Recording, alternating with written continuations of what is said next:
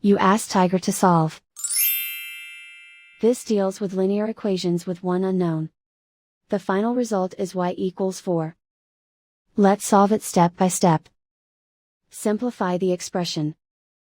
Expand the parentheses. Simplify the arithmetic. Multiply the coefficients. Expand the parentheses.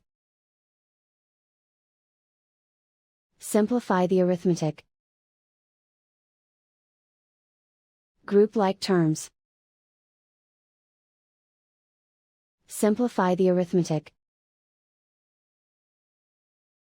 Group all constants on the right side of the equation. Subtract 48 from both sides. Simplify the arithmetic.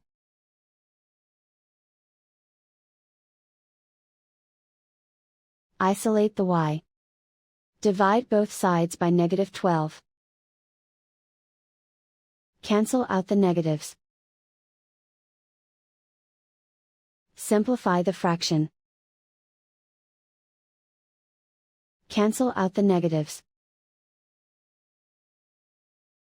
Find the greatest common factor of the numerator and denominator.